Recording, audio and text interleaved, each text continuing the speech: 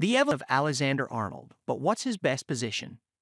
Just what is Trent Alexander-Arnold's best position?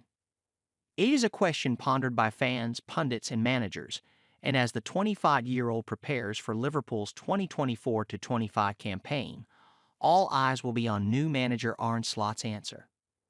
He has spent the majority of his senior career with the Reds at right back, but with lingering doubts over his defending.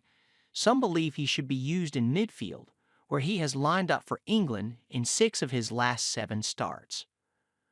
Former England defender Gary Neville has described Alexander-Arnold as a generational talent, while ex-England boss Gareth Southgate said he has as good a passing range as anybody in world football.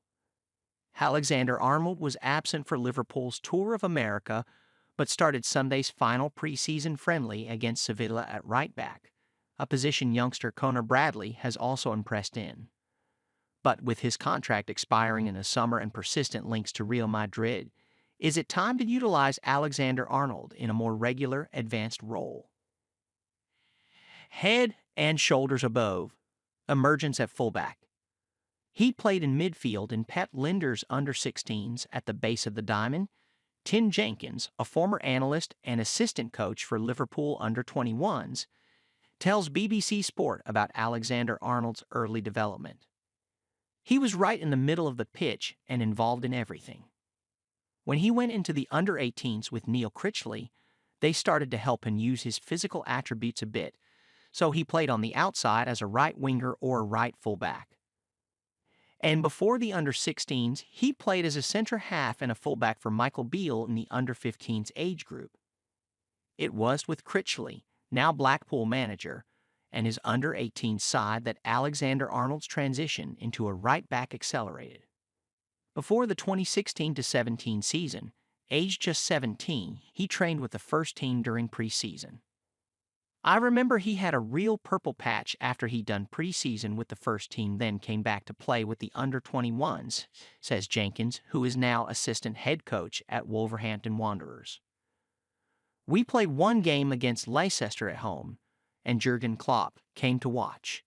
We were 4-0 up before halftime, and he created everything from the right.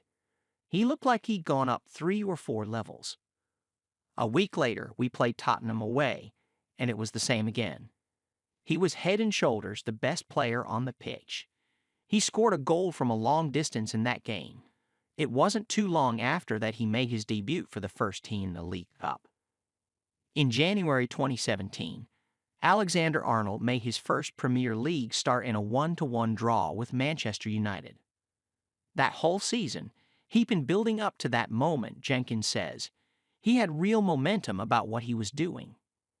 He has grown up and evolved. The game has evolved now, says former Liverpool, Blackburn Rovers, and Republic of Ireland player Jason McAteer, who, like Alexander-Arnold, played as a right back and a central midfielder during his career. Today's fullback is a lot more like a wingback. You've got to get forward. You've got to get balls into the box. And you have this hybrid role where you come into midfield. Trent has got that many attributes that you've got to get him into the team. You look at Trent now, and he's grown up. He's evolved.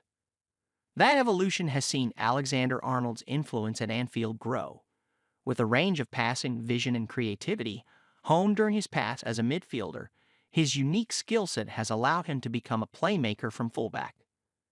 In the 2018-19 season, the first campaign in which he started more than half of Liverpool's Premier League games, Alexander-Arnold registered 12 assists, the third highest tally in the top flight. His 13 assists the following season were second only to Kevin De Bruyne, and only teammate Mohamed Salah bettered his tally of 12 for the 2021-22 campaign. Last season, Alexander-Arnold's average of 5.25 shot-creating actions per 90 minutes in the Premier League and Europa League ranked in the 99th percentile among fullbacks in Europe's top 5 divisions. He was also in the 99th percentile when it came to expected assisted goals per 90 to 0.37, and passes attempted 87.71, and the 98th percentile for progressive passes, 8.69. He ranked 8th among outfielders in the Premier League for total successful long passes, 147, and 3rd for switches of play, 32. If you assists from earlier in his career, they came from wide, Jenkins says. More recently, he's been able to move inside into the half space and deliver from there. Trent has had the ideal skill set to adapt to how the game has changed. If you see footage of him playing when he was little, he was basically the same player. You'd see all the driving runs, the physical attributes, his ball striking, and his passing over distance. He's just adapted his strengths into whatever position he plays. He became a scapegoat for England. I started as a right back and progressed into playing on the right wing, McAteer says of his own transitioning to midfield. When Bruce Raj came to Bolton, I evolved into a center midfielder. I quickly had to learn that your head has got to be on a swivel and that the whole pitch is in play. You have to learn how to play with your back to play, how to open your body up, and how to make runs to lose your marker and finish chances when they come along. Reading the game is a big thing for a central midfielder, knowing where you are on the pitch. Those are all attributes Alexander-Arnold possesses. His distinctive approach to the fullback role, taking up positions near the middle of the pitch, gives him a leg up when it comes to starting as a midfielder. It was understandable then that Southgate deployed the Liverpool player centrally at Euro 2024, given that he lacked an obvious midfield partner for Declan Rice. McAteer, though, believes Alexander-Arnold was set up to struggle in Germany. We look at him as this passing genius, great with the ball at his feet, and creative, he says.